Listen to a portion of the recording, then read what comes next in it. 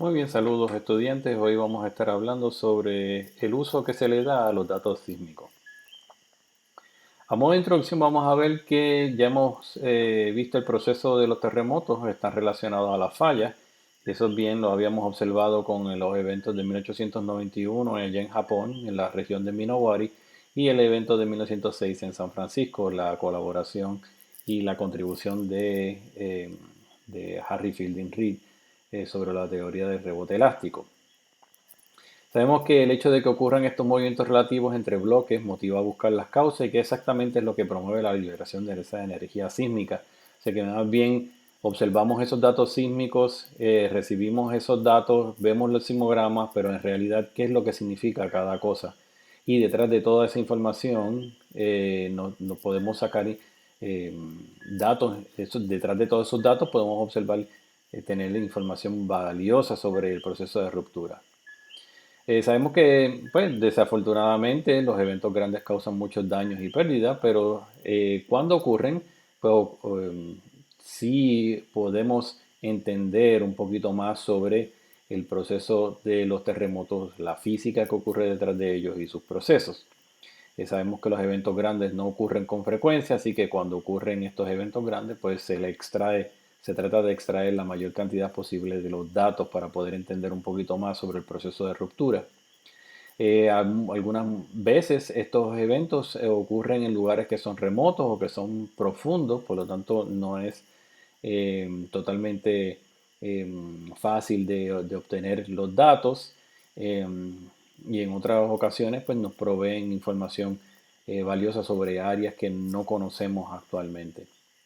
La información que se registra del movimiento del suelo permite desarrollar herramientas necesarias para poder entender el proceso de los terremotos. O sea que los datos sísmicos que se reciben se pueden procesar, se pueden analizar para poder extraer un poquito mayor información sobre ese proceso de ruptura. Además de que las herramientas que podemos obtener, que podríamos estar hablando de la instrumentación, pues cada vez se va poniendo mucho mejor y el poder computacional también se va poniendo mejor con el tiempo. Así que la información del proceso de ruptura se encuentra escondido en la forma de onda que llega a las estaciones sísmicas. El reto que tenemos es tratar de decodificar esa información que está dentro del sismograma para poder decir algo sobre qué fue lo que sucedió, cómo fue que los bloques se movieron, la velocidad de esas rupturas, etcétera. Así que el uso de la distancia que ya vimos en el proceso de localización, donde tenemos las medidas del tiempo de arribo de la onda S, el tiempo de arriba de la onda P, cuando se resta ese tiempo S de menos P, nos ayuda a hacer la localización del terremoto. Sin embargo, solamente estamos utilizando una pequeña porción de ese sismograma, simplemente estamos utilizando tiempo, no estamos utilizando la forma de onda.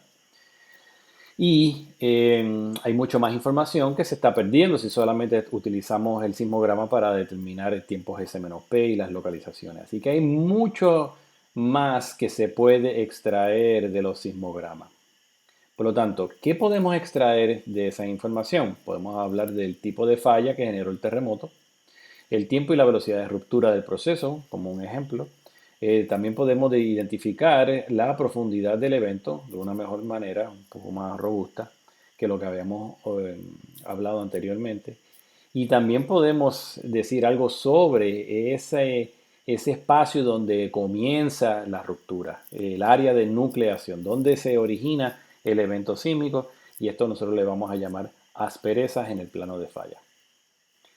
Así que los datos sísmicos se pueden utilizar para dos cosas. Aquí lo vamos a discutir en este curso. Se pueden utilizar para muchísimas cosas más, pero vamos a hablar solamente de dos cosas. El primero se conoce como la solución del plano de falla. En inglés se conoce como el Fault Plane Solution. Y esto es como nosotros coloquialmente lo vamos a llamar una bola de playa, un beach ball. ¿Por qué se le llama beach ball? Porque es una visualización gráfica de la ubicación, la orientación de la falla. Esto científicamente se conoce como el mecanismo focal.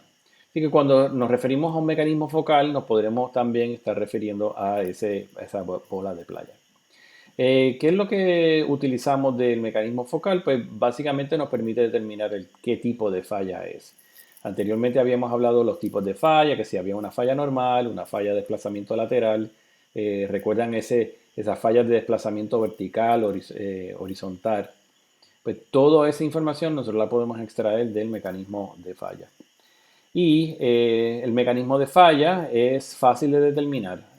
La razón por qué es fácil de determinar porque estamos utilizando los primeros arribos de la primera onda, la onda P. Y lo vamos a ver un poquito más adelante. Lo otro que nosotros podemos determinar utilizando los datos sísmicos es algo que se conoce como la función del tiempo de la fuente. Entonces, en inglés el source time function. Esto es como nosotros mejor podemos entender este tipo de datos que se puede extraer. Mejor nosotros lo conocemos como el tensor del momento. En inglés, el moment tensor. Utiliza una ventana de tiempo del sismograma. Eso sí, eso quiere decir que está utilizando datos del sismograma. Es verdad que no va a utilizar todo el sismograma, pero podemos utilizar, digamos, un minuto o podemos usar 5 minutos al principio del sismograma o lo podemos utilizar al medio, lo podemos atrás. O sea, se puede utilizar de diferentes formas dependiendo qué es lo que nosotros querramos extraer, pero se utiliza la forma de onda, se utiliza el sismograma. No es como este anterior, que es el del mecanismo focal, porque el mecanismo focal lo que hace es que solamente utiliza el primer tiempo de arriba. O sea, llega la onda P y se dice, pues la onda P llegó hacia arriba, se movió hacia abajo, etcétera. Un detalle del tensor de momento, pues al utilizar una ventana de tiempo, utilizar un sismograma completo o parcialmente, es más complejo de obtener. O sea, requiere proceso computacional. O sea, no es algo que es tan sencillo como determinar el mecanismo focal. La ventaja de esto es que vamos a extraer mucho más información que no solamente nos va a decir el tipo de falla, como estamos utilizando el mecanismo focal, pero también nos dice una serie de cosas que no nos dice el mecanismo focal. A modo de introducción a lo que es un mecanismo focal, podemos observar este mapa. Podemos ver, este es Puerto Rico, esto es un evento que ocurrió el 22 de febrero del 2016. Y esto es parte de la información que se puede observar en la red sísmica luego de que ocurre un evento sísmico. Así que esta información yo la extraje de la red sísmica, en donde el boletín de la información nos dice, pues, la magnitud, qué tipo de magnitud fue, cuándo ocurrió, el lugar donde ocurrió, la profundidad y un poquito más de información sobre el evento. Pero lo que les quería demostrar aquí es dónde ocurrió el evento sísmico. Así que este triángulo nos muestra la ubicación de ese evento sísmico, ese triángulo azul. Los cuadrados rojos, pues lo que representa es las estaciones sísmicas que grabaron esa información y que fueron utilizadas para poder determinar este mecanismo focal. Así que esto que está aquí, este círculo con estas líneas y estos cuadrantes blancos y negros, representan lo que se conoce como el mecanismo focal. Por eso es que coloquialmente se le llama una bola de playa, porque eso es lo que representa, parece una bola de playa. Y lo que nos está queriendo decir es, esta información, este plano que viene aquí, esta línea viene siendo un plano y esta línea de aquí también representa otro plano.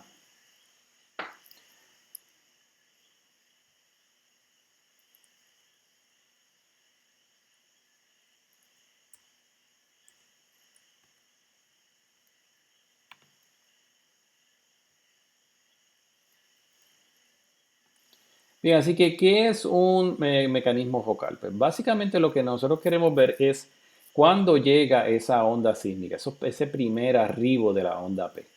Ok, así que la primera observación en un sismograma viene siendo el arribo de esa onda P, que básicamente es la primera fase, y eso es compresivo, ¿verdad? Muchas veces eso puede ser compresivo. O sea que es un golpe que es hacia ti. Así que ese primer arribo se le conoce como el primer movimiento, en inglés pues obviamente es first motion, y este primer movimiento puede ser tanto hacia arriba como hacia abajo. Sí, esta parte es sumamente importante hablarla porque eh, es lo que va a ser utilizado para determinar el mecanismo focal, utilizando los datos de las diferentes estaciones. ¿Ok? Así que típicamente se busca identificar en el componente vertical de un sismograma. Y esto ya lo habíamos mencionado anteriormente, que generalmente la onda P la vamos a identificar en el componente vertical del sismograma. Así que teníamos, a modo de ilustración, tenemos una explosión subterránea, ¿no? Y entonces, si todo fuese ideal, un material completamente isotrópico, significa que la energía se irradia desde ese punto de origen en todas las direcciones.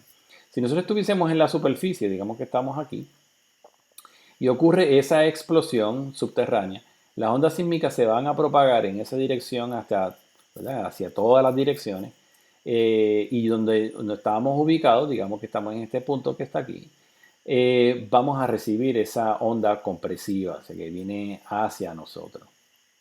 Así que partimos desde el punto de que cuando ocurre una explosión debajo de la Tierra, esa onda sísmica se va a propagar en todas direcciones. Resulta que la distribución de esa energía para terremotos no sigue el mismo ejemplo que vimos anteriormente de una explosión que es totalmente isotrópica, que va en todas direcciones. ¿Sí?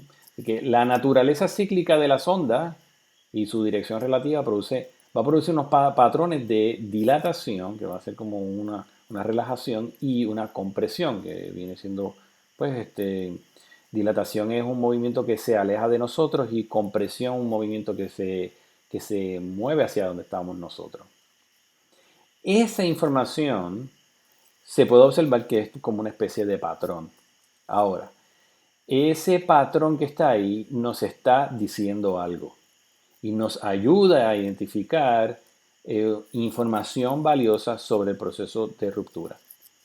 Bien, así que científicos italianos y japoneses notaron que la distribución, cuando ocurría un evento sísmico, esa distribución del primer arribo de las estaciones puede ser separado por cuadrante. Bien, así que estamos viendo en el caso de Japón, esta es una de las islas de Japón, estamos viendo los círculos que representan estaciones y ahora esa D o la U que tenemos ahí en varias estaciones representa el movimiento que se observó. Si dice una U, representa que el primer movimiento que llegó en ese sismograma, esa estación, fue hacia arriba, en el componente vertical. O sea que la P cuando llegó se movió hacia arriba. Mientras que aquellas que dicen una D, significa que la onda sísmica cuando llegó a esa estación sísmica se movió hacia abajo. Down. Bien. Así que este patrón que están observando ahí, nosotros podemos decir, si nosotros imagínense que nosotros quitáramos estas líneas ortogonales que se cruzan aquí perpendicularmente a 90 grados cada una de la otra. Si nosotros quitáramos esas líneas imaginarias, nosotros podríamos identificar ese patrón en el cual, pues, todas estas estaciones con el primer arribo de U se aglomeran aquí y de momento mágicamente llegamos a un dominio que casi todas son D. Hay sus excepciones como esa que está ahí o esta otra que está acá. Sí, pero generalmente aquí casi todas son D. Y de nuevo pasamos a este dominio en que todas las estaciones son U y volvemos y pasamos a otro dominio en el que todas son D. Así que podemos observar que si este es el cuadrante 1, este es el cuadrante 2, el cuadrante 3 y el cuadrante 4, pues entonces el 1 y el 3, las estaciones recibieron ese primer arribo hacia abajo. Mientras que en los cuadrantes 2 y 4, las estaciones recibieron un primer arribo hacia arriba. Así que aquí estamos viendo una clave para poder entender el proceso de ruptura. Fíjense que si el evento sísmico ocurrió en el mismo centro de aquí, nosotros no vamos a observar flechas que salen hacia todos lados. Y eso sería un proceso isotrópico parecido al que estamos viendo en la figura anterior. Correcto. Así que esto que estaba mostrándole aquí es un movimiento hacia adentro. Fíjense que la flecha se está moviendo hacia adentro. Y esto es un movimiento que va hacia afuera. ¿Verdad? Y este también. O sea que el proceso de ruptura ocurrió en algún sitio en una de estas dos fallas. Y ese es el problema con el mecanismo focal, que te está diciendo dos posibles fallas, dos posibles soluciones, porque el movimiento no ocurre solamente, o sea, en ambos planos, ocurre en uno o en el otro. Así que tenemos un 50% de probabilidad de que este sea el plano de falla o este sea el plano de falla. Independientemente de cuál sea el plano de falla, lo que nos está diciendo es el patrón de radiación de esa onda.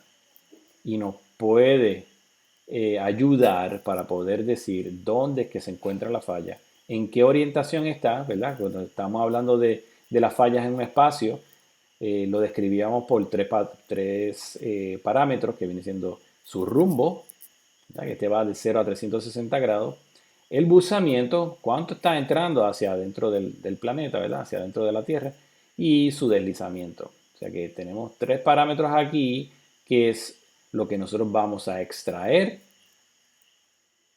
utilizando los datos de primeros arribos para poder determinar este patrón. O sea que este patrón nosotros vamos a observar las estaciones sísmicas y nosotros vamos a dibujarle, ese es el truco, ¿no? El reto, es dibujar esas líneas perpendiculares, que siempre esas líneas están perpendiculares, pero su orientación cambian en el espacio, dependiendo de cómo haya sido el proceso de ruptura.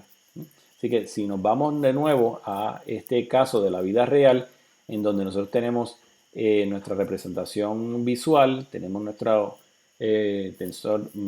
mecanismo focal. Este mecanismo focal nos está diciendo dos líneas y estas dos líneas, cualquiera de esas dos líneas puede ser la falla. ¿Está bien? Así que vamos a seguir entonces con este asunto en el que tenemos una dilatación y tenemos cuadrante de compresión. Si nosotros hablamos ahorita sobre dos posibles fallas, imagínense que tenemos este plano y tenemos este otro plano de aquí. Así que cualquiera de estos dos planos puede ser el que generó el terremoto. En esta figura nos están mostrando de un plano sombreado que puede ser el plano de falla. O sea que si nosotros tomamos este en consideración, y este es nuestro plano de falla, pues este plano de acá viene siendo el auxiliar. Así que en estos casos de mecanismo focal, tenemos un plano nodal, que tiene que ser el de la falla, y el otro viene siendo el auxiliar. Si el auxiliar en este caso, ¿verdad?, es este, fuese el plano de falla, pues entonces este se convertiría en auxiliar. ¿Sí? Así que tenemos dos planos nodales, este que va cruzando hacia arriba, este otro plano nodal que va hacia los lados. Solamente uno de ellos va a ser el plano de falla, en este caso es el sombreado, y este otro que está ortogonal representaría el plano auxiliar. Bien, ahora, ¿qué sucede? Si el evento ocurre, partimos desde este centro que está aquí. Pues entonces, si el movimiento fue del bloque que está hacia allá, ¿verdad? El bloque de arriba se movió hacia la derecha, como bien nos representa esta flecha aquí, y este bloque de abajo se movió hacia la izquierda, pues entonces esto lo haría una falla dextral, ¿verdad? Así que una falla dextral, el bloque de arriba se movió hacia la derecha. Así que, ¿qué nosotros podremos esperar? Pues las ondas sísmicas se van a propagar, van a salir de todos los sitios, pero en algunos lugares va a llegar una compresión, ¿verdad?, hacia arriba, eso es lo que estamos hablando anteriormente de una U, ¿verdad?, hacia arriba, y en otros sitios cuando la onda sísmica salga va a llegar hacia abajo, o sea que es una dilatación. Así que Como podríamos imaginarnos que el evento ocurre aquí, se mueven estos dos bloques, pues este bloque se movió hacia la izquierda, ¿verdad? Este de acá abajo se movió hacia la izquierda, así que va a generar un vacío, ese vacío se va a propagar hasta donde esté la estación. Por lo tanto, baja. Ese primer arribo baja. Mientras que este de acá, cuando llega a la onda sísmica ya es un empujón, porque todo esto se está moviendo hacia la izquierda. Así que es un empujón, por lo tanto, el primer arribo va a ser hacia arriba. Bien, así que vamos a tener este patrón de cuadrantes compresivos y cuadrantes dilatacionales que están completamente ortogonales, pues, siempre van a estar a 90 grados uno del otro y nos va a identificar la ubicación de ese plano de falla. Bien, ¿para qué esto es importante? Pues fíjense que nosotros vamos a poder eh, utilizar los datos sísmicos para que nos diga que podamos determinar este patrón de compresión o dilatación a diferentes estaciones. Y una vez nosotros podamos construir ese mecanismo focal, pues nosotros podemos o tenemos la capacidad de poder decir cómo fue que ocurrió la falla. Así que cuando yo le mencioné ahorita de que permite determinar el proceso de ruptura, ¿verdad? La falla, la geometría de lo que generó el terremoto, pues estamos viendo esto. Bien. Así que tenemos, si estuviéramos viendo un mecanismo focal, esta bola de playa la estamos viendo aquí, donde aquí en este caso vemos 3 cuadrantes nada más, no estamos viendo 4 cuadrantes porque lo estamos viendo desde arriba. ¿Sí? Así que cuando nosotros tenemos esta sección del medio que es blanca, la sección blanca pues representa la dilatación, mientras que los cuadrantes negros representan la compresión. Significa que por aquí va una falla y por aquí va otra falla. ¿Bien? Estos son los planos nodales, perdón. Este plano nodal y este plano nodal corresponden a estos planos nodales que están aquí. Dice que lo que nosotros estamos viendo aquí es como si nosotros estuviésemos viéndolo desde arriba y nosotros lo volteamos y lo estamos viendo ahora de al lado. ¿Bien? Así que si yo estuviese mirándolo desde acá arriba, eso es lo que yo voy a ver. Voy a ver esa P, que viene siendo esa P que está aquí, y voy a ver esta T, que es la T que está acá, y esta B que está aquí, la estoy viendo que está aquí. O sea que es cuestión de rotarlo. Si estuviésemos viendo esto desde arriba, ahora lo vamos a ver de lado y eso es lo que estamos viendo. O sea que este cuadrante blanco que está aquí es lo que nosotros estamos observando acá. Desde aquí hasta acá, ese cuadrante blanco. De aquí al plano horizontal es negro, o sea que vamos de aquí a acá es negro.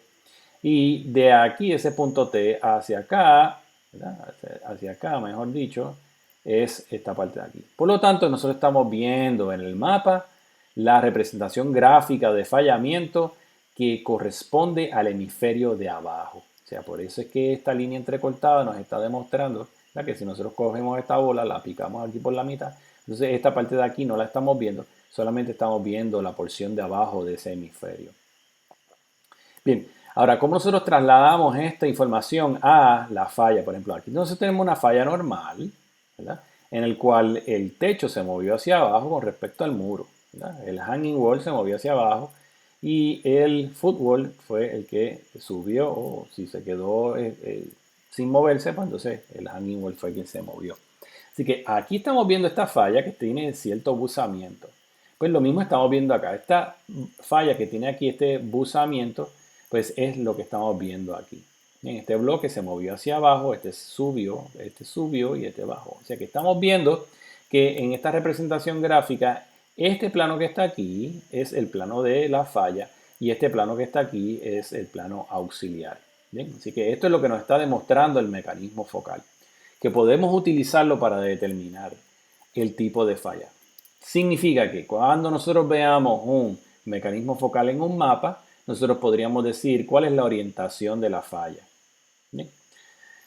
Cuando lo estamos viendo aquí en la vista del mapa, lo estamos viendo desde arriba, y este es nuestro plano de falla, correcto, que este es el que, ¿verdad? Volvemos y decimos, este es el plano de falla. Pues este es el plano de falla y este de acá es el auxiliar. Pues nosotros podríamos decir que este plano de falla, la dirección, el rumbo, el strike, viene siendo norte-sur, ¿verdad? Si esto fuese norte, pues entonces el rumbo viene siendo norte-sur. Y la desviación desde esta línea central hacia afuera, pues nos va a decir el buzamiento. Si esta línea estuviese completamente hacia abajo, sería el buzamiento de 90 grados. Si esta línea de aquí estuviese acá, completamente acostada, pues entonces sería un buzamiento de 0. ¿Bien? Así que donde ubicamos esta línea de aquí representa el buzamiento. A medida que nosotros subimos esto para acá o lo bajamos para acá, esta línea se va a mover hacia la izquierda o hacia la derecha. ¿Bien? Así que estamos viendo cuál es el rumbo o dirección de la falla, estamos indicando cuál es el buzamiento de la falla y pues el otro parámetro que es el deslizamiento no lo estamos viendo aquí. ¿Bien?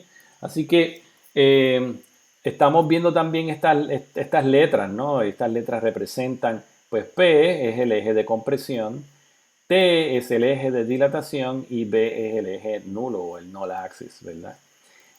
Importante destacar que el eje de presión se encuentra en el cuadrante de dilatación y el eje de tensión se encuentra en el cuadrante de compresión. Fíjense que están al revés. ¿Por qué están al revés? Porque si nosotros tenemos una falla que es normal, imagínense que el eje de mayor compresibilidad está en esta dirección. O sea que está subiendo. Bien, está subiendo o este está bajando. Imagínense que esta es la falla por aquí y tú estás moviendo este bloque hacia abajo, se va a mover hacia abajo, por lo tanto tú le estás presionando en este eje, ¿no? Así que tú estás bajando en esta forma y estás subiendo en esta forma. Por lo tanto, el eje principal de compresión se encuentra aquí.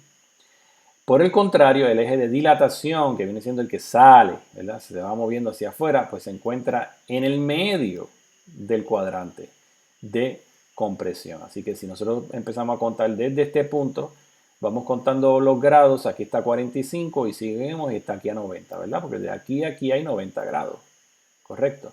Así que esta línea de aquí biseca ese ángulo de 90 grados, por lo tanto cada uno de estos lados es 45 grados.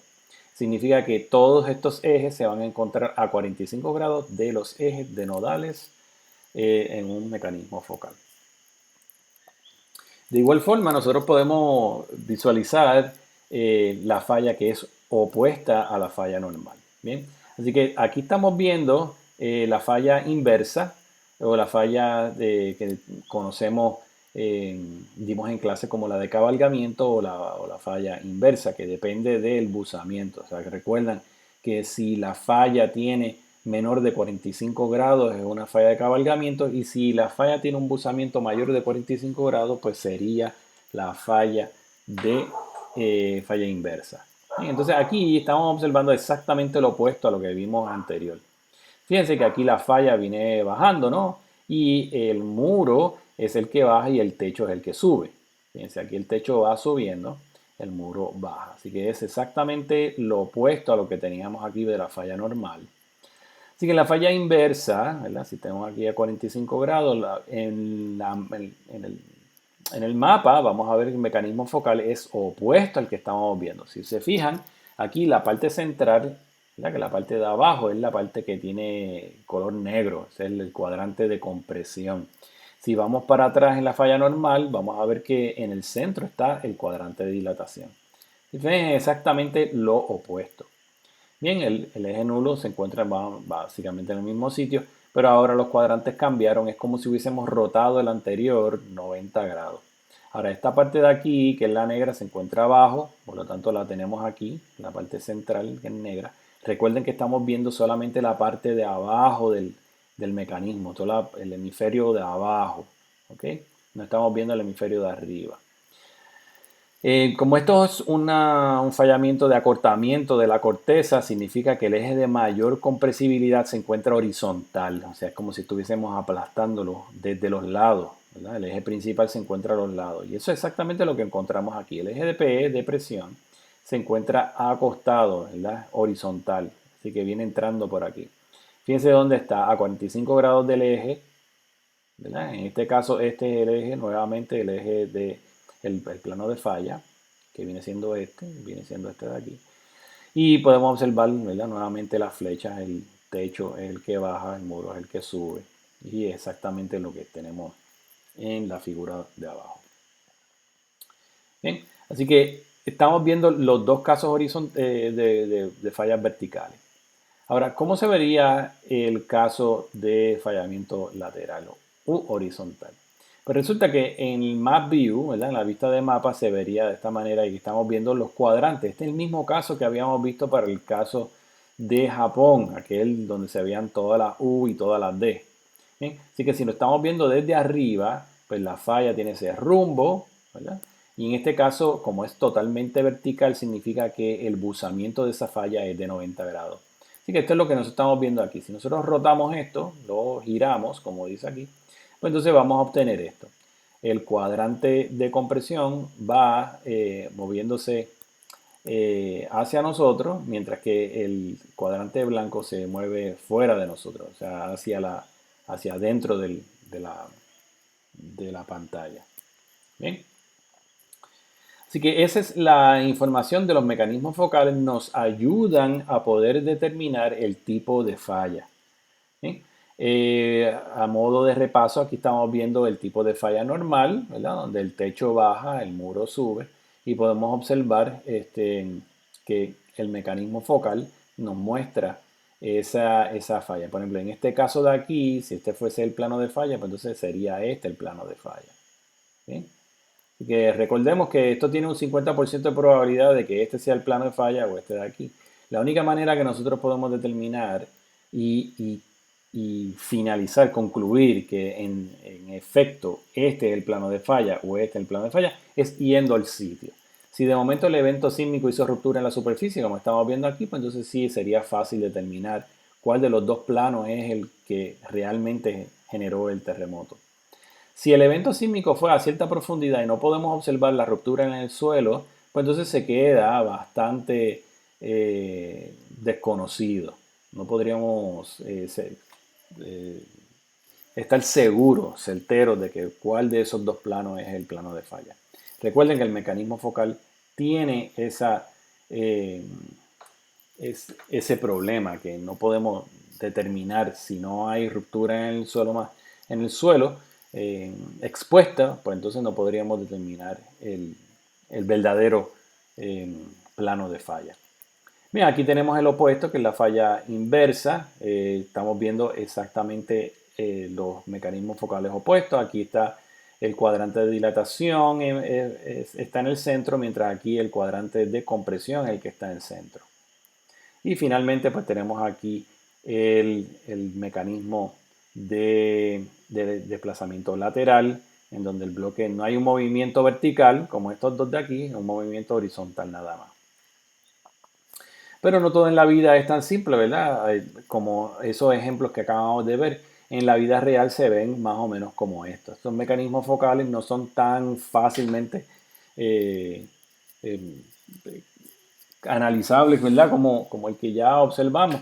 Sin embargo, podemos decir un poco de extraer cierta información de cada uno de estos. Por ejemplo, este es un evento que ocurrió en las Islas Vanuatu, para allá en el Pacífico, para el 1985, y nos muestra, ¿verdad?, que los puntos negros representan el lugar de donde sale del mismo centro hacia afuera, hacia esa estación. ¿Okay? Así que sale del centro hacia las diferentes estaciones. Y pues cómo llega esa onda sísmica a las diferentes estaciones, pues es lo que se va a utilizar para determinar el primer movimiento.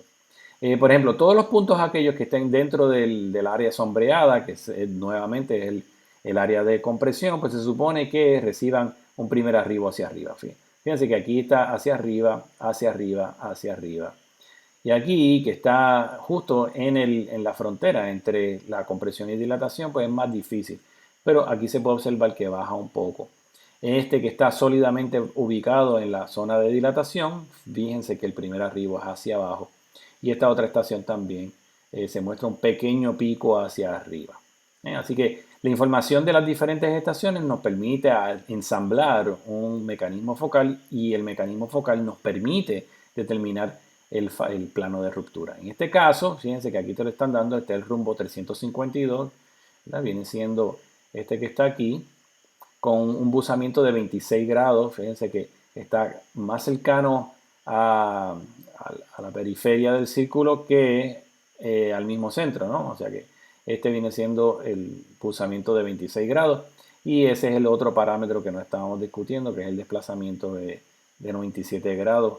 ¿Verdad? Nos muestra que es un movimiento predominantemente de cabalgamiento. ¿Por qué? Fíjense que el área sombreada o negra, en este caso gris, está en el medio. Y si vamos aquí, este es el caso típico de la falla inversa, en donde tenemos en el centro el cuadrante de compresión. ¿Verdad? Tenemos cuadrante de compresión, por lo tanto es un evento de cabalgamiento, porque el ángulo de buzamiento es menor de 45 grados, ¿verdad? Es 26. Para este otro caso es lo opuesto, ¿verdad? En el centro tenemos el cuadrante de dilatación, por lo tanto todas estas estaciones que están en el centro, ¿verdad? Dentro del cuadrante de dilatación se observan que bajan, ¿verdad? Este bajo, este bajo, este bajo también, este también bajo. Y este subió. Fíjense que está en el cuadrante compresivo. Así que este es lo opuesto. Esto es un evento que ocurrió cerca de la central centro India y también para la 85 y nos muestra el rumbo que es 8 grados, ¿verdad? Si esto es 0 y esto es 90, pues un poquito después 8. El buzamiento es de 70, fíjense que 70 grados está más pegado al centro, por lo tanto es bastante empinado. Y esto es un evento normal. Finalmente tenemos el otro ejemplo que es un ejemplo de desplazamiento lateral. Fíjense que aquí nosotros no sabemos exactamente cuál de los dos planos es el plano de falla. Así que si nosotros tuviésemos, ¿verdad? Ellos han escogido el 302, que se viene siendo este de aquí. 302 el dip es de 90, un buzamiento de 90, o sea que esta línea cruza justamente por el centro del círculo, o sea que biseca el círculo en dos.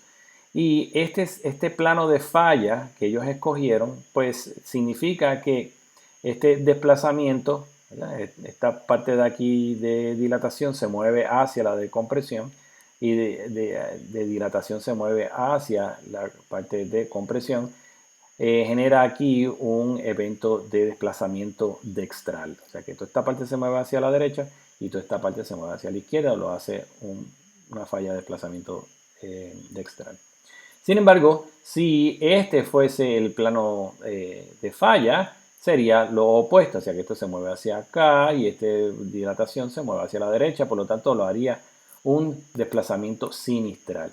Bien, así que estamos viendo que si el plano de falla es este, sería un terremoto de desplazamiento dextral, pero si fuese este el plano de falla, pues entonces este sería entonces un desplazamiento sinistral. Así que eso es lo que nosotros podemos observar, ese es el número uno. Cómo nosotros podemos determinar el mecanismo focal, cómo fue, ¿verdad? La falla.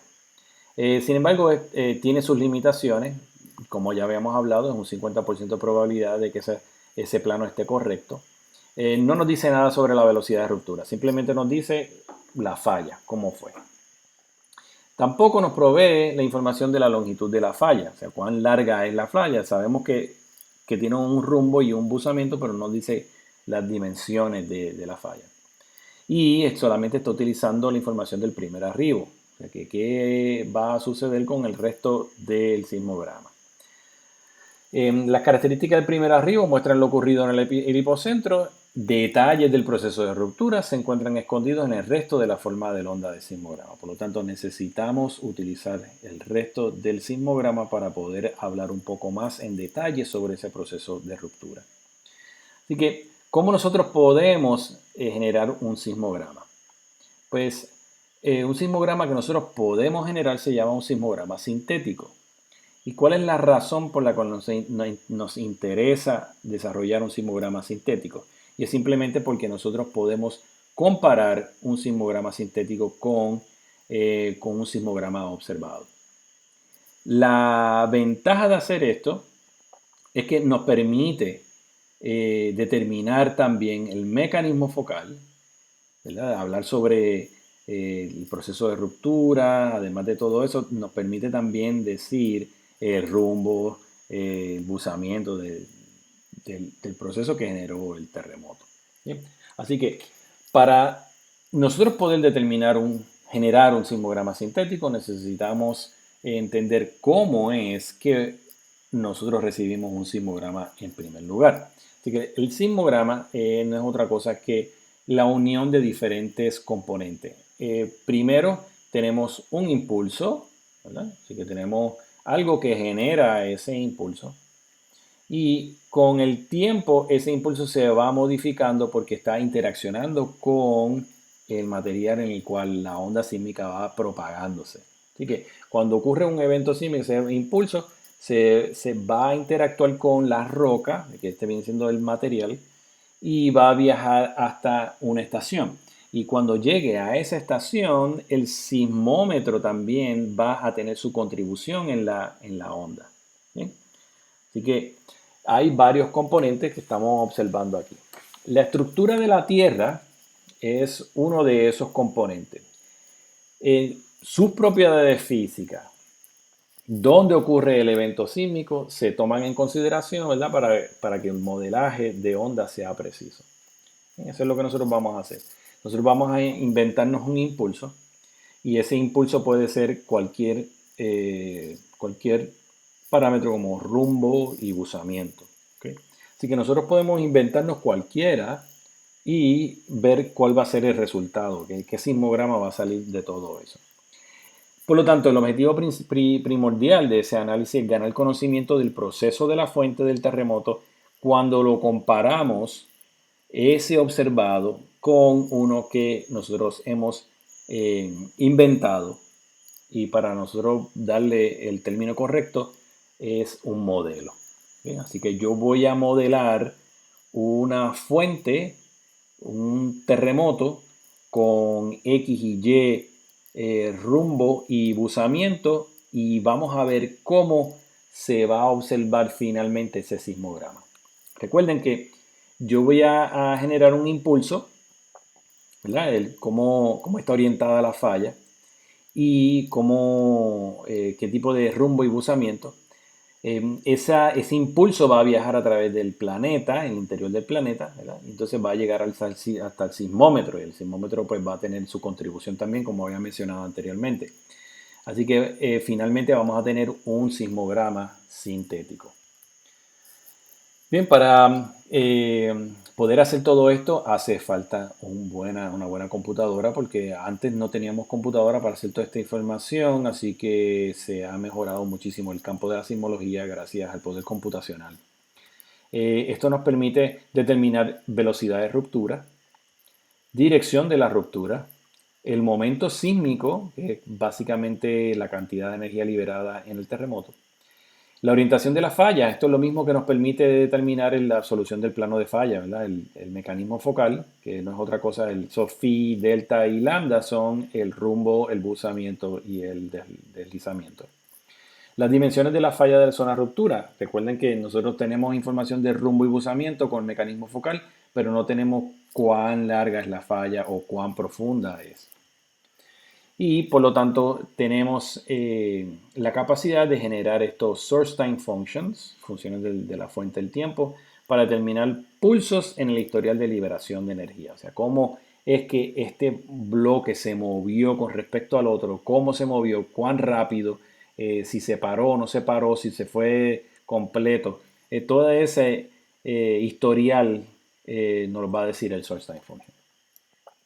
Bien, así que vamos a comparar un sismograma que recibimos en la estación con uno que nosotros vamos a generar. Ese es el observado versus el modelado. Para cada estación sísmica, los datos sísmicos son procesados. Tú los vas a procesar, o sea, no vas a utilizar completo porque hay unas gamas de frecuencias que queremos especificar.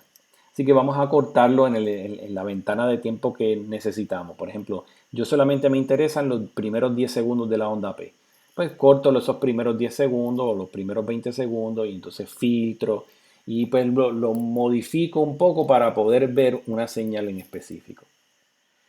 Se genera un modelo inicial que resultará en un sismograma sintético. Así que yo digo, yo voy a empezar con un mecanismo focal que muestra un desplazamiento puramente sinistral. ¿Okay?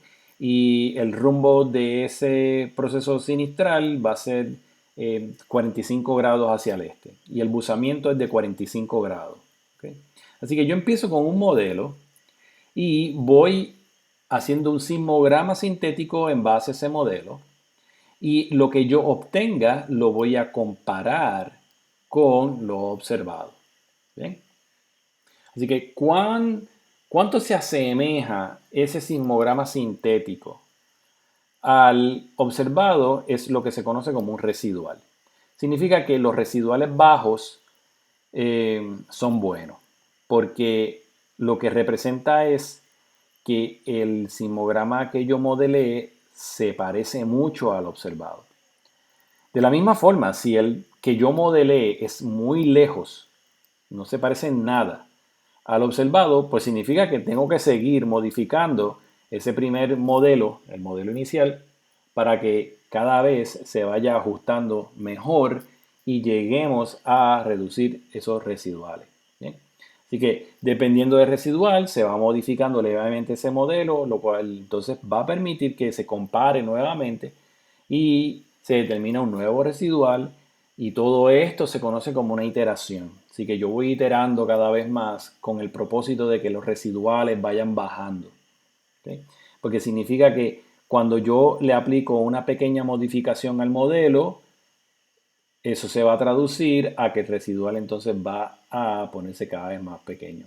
Así que yo voy iterando varias veces, 5, 10, 15, 20, 15 veces para ver cómo mi modelo se va ajustando cada vez mejor y llegando a ajustarse bien al observado. ¿Ok?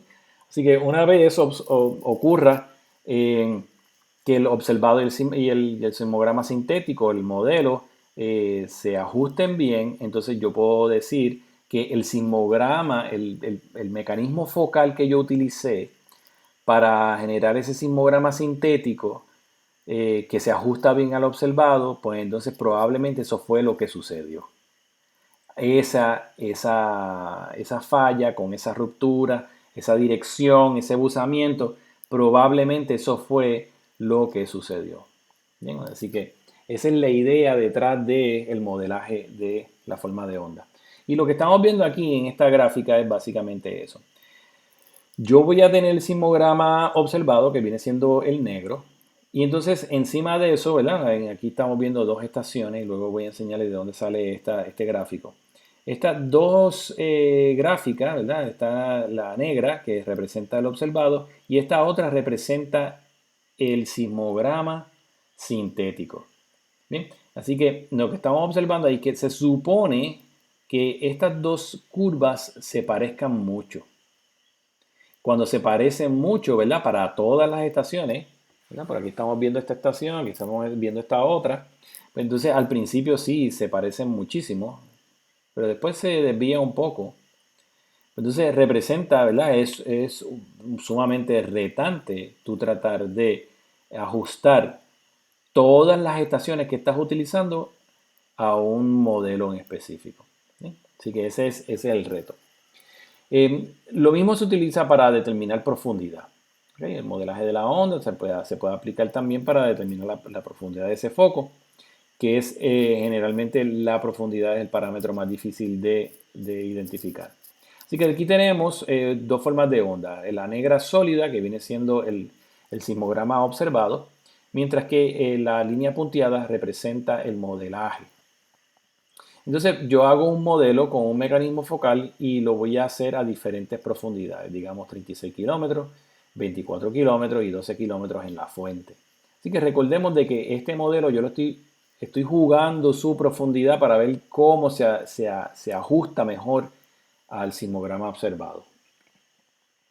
Y eso es lo que podemos observar aquí. Tenemos la línea negra, que siempre es la misma, perdón. Y la línea punteada pues se va ajustando cada vez mejor cuando tenemos una profundidad más llana. Así que aquí el modelaje dio un mejor ajuste a los 12 kilómetros de profundidad, lo cual nos permite decir entonces de que el evento ocurrió cercano o a los 12 kilómetros de profundidad. Así que para observar mejor cómo es que se obtiene toda la información del- de un evento sísmico, tenemos que observarlo en un ejemplo, ¿verdad? Vamos a ver este ejemplo del 27 de febrero de 2010, sucedió un poco después del de Haití. Es una magnitud 8.8 y fue en la región del Biobío en Chile. Así que estamos viendo aquí la costa oeste de Chile y vemos estas cajas, ¿verdad? Rectangulares y vemos estos puntos negros y las cajas están subdivididas en unos segmentos rectangulares también con diferentes colores. Pues, ¿qué representa todo eso? Fíjense que nosotros tenemos el evento principal, ocurrió más o menos en este lugar de aquí, y los puntos negros representan las réplicas, eventos que ocurrieron después del evento principal. Generalmente las réplicas, la distribución de las réplicas nos puede decir el área de ruptura. ¿Sí? Así que estos modeladores lo que hicieron fue que determinaron diferentes planos, ¿verdad? Que son las cajas, diferentes planos para determinar un proceso de ruptura que va desde este plano que está aquí, ¿verdad? Desde este final completo hasta este final de aquí. Lo que significa es que el posible plano de ruptura, lo que hizo falla, va desde aquí hasta acá, ¿verdad? Entonces tenemos una zona de subducción, esta placa hace subducción por debajo de la de Sudamérica. O sea que estas cajas están inclinadas un cierto buzamiento. ¿Bien? Ahora vamos a ver esta misma zona de ruptura, pero vista en una directamente hacia ortogonalmente a ella, ¿no? Así que aquí nosotros lo estamos viendo desde arriba y esto está haciendo abusamiento, o sea que no se ve claramente el ancho exacto, ¿verdad? Estamos viendo un ancho aparente aquí. Vamos a ver el ancho correcto o verdadero de esta zona de ruptura. Bien, esta es la zona de ruptura. Fíjense que estos son los segmentos, son los mismos segmentos que tenemos aquí, lo único que están, viste, lo estamos viendo como si estuviésemos metidos en la zona de ruptura. La estrella representa el lugar donde ocurrió el evento sísmico. Los colores, estos gradientes van asociados a esta escala que tenemos aquí, que viene siendo el desplazamiento. Aquí tenemos desplazamiento en metros, si es blanco es completamente cero, no hubo movimiento. Y así vamos incrementando hasta llegar hasta los colores rojos más intensos que aquí muestran que son cerca de 16 metros de desplazamiento. Imagínense, 16 metros. Eh, ¿Qué significa? Pues hay dos parchos, está este parcho central y este parcho de acá. Lo que nos muestra esta área aquí donde más asperezas debe de haber en ese plano de ruptura, ¿verdad? Donde se están tocando esos dos bloques. Así que el evento sísmico probablemente se inició aquí en el mismo centro, tiene una ruptura que es bilateral, o sea que va tanto en dirección hacia la izquierda como en dirección hacia la derecha. Y en estos dos parchos de aquí es probablemente donde hubo mayor desplazamiento. Esto es lo que se conocen como zonas de asperezas, ¿no? Así que estas líneas de aquí probablemente nos muestran, ¿verdad? La dirección, el rumbo que cogieron esas ondas sísmicas cuando se generaron. Bien, también podemos extraer esta información de la función del momento, ¿verdad? Nos dice la cantidad de energía que se liberó en el terremoto, es básicamente todo el área bajo la curva. Nos dice la duración, ¿verdad? Porque aquí estamos viendo desde el momento en que se inicia el terremoto, ¿verdad? Esto es en tiempo. Aquí tenemos 120 segundos, 2 minutos y pues fíjense, 160 segundos, casi 200 segundos. O sea que este es el proceso de ruptura del terremoto. O sea que este terremoto se tardó aquí 120 segundos. Aquí llegó a los 2 minutos. 2 minutos 40, casi 3 minutos aquí en 180. ¿Qué también nos dice? El historial de liberación. Estos picos a medida que va subiendo por acá es la cantidad de energía que se libera. De momento bajó un poquito y volvió y tiró un segundo segmento y pues fue decayendo poco a poco. ¿Sí? Esta curva no es general, no es generalizada. Todos los eventos sísmicos van a tener una curva distinta. Bien, de aquí fue que salió la información aquella. Fíjense, estas son las dos estaciones, RAR y AFI, que habíamos visto anteriormente. Fíjense que utilizas un montón de estaciones y todas las estaciones tienen que tener un buen ajuste al observado. O sea que tenemos sismogramas observados en diferentes estaciones y pues el mecanismo focal se va ajustando para poder obtener estas curvas rojas que se asemejen a las negras. Fíjense, esta estación que está aquí, Tristán da Cunha, que esa viene siendo una de las estaciones más cerca, fíjense cómo se asemeja muy bien el sismograma sintético al observado. Y lo mismo con este y con este. Entonces, hay otras que no tienen un buen ajuste, digamos, como las que habíamos visto, RAR y AFI, un poquito más tarde en el tiempo. Pero casi todas se ajustan muy bien al principio, lo cual nos indica que ese primer proceso de ruptura está bien descrito por un mecanismo focal que ellos muestran aquí. Fíjense, este es el mecanismo focal. Fíjense, las líneas negras es lo que muestra el mecanismo focal. Este que ustedes ven que son unas zonas azules y blancas que no siguen la línea del mecanismo focal, ese es el tensor de momento. Así que aquí estamos viendo los dos, estamos viendo el tensor de momento y estamos viendo el mecanismo focal. Los planos aquí tenemos uno, 17, 14, 108, viene siendo el rumbo, que viene siendo este punto que está aquí. Si esto es 0, esto es 17. 14 grados de buzamiento, pues, tenemos un plano que se acerca bien cerquita, ¿verdad? A la periferia, por lo tanto estamos a 14 grados y 108 viene siendo ese deslizamiento. Lo cual pone que es un evento de cabalgamiento, porque tiene un buzamiento menor de 45 grados. Así que esta información, de todo lo que hemos visto en base a este evento sísmico, proviene, ¿verdad?, de la página del Servicio Geológico de los Estados Unidos, donde tiene toda la información sobre el tensor del momento, que tienen aquí los planos nodales para generar el mecanismo focal, y la ubicación de los ejes principales. Fíjense dónde está el T, el N y el P, ¿verdad? Aquí lo habíamos visto anteriormente como el B o el null axis. El eje de tensión donde se encuentra, básicamente aquí, 45 grados desde aquí hasta acá. Y el eje de presión se encuentra en el cuadrante de dilatación, ¿verdad? Entre 45 a la parte de acá.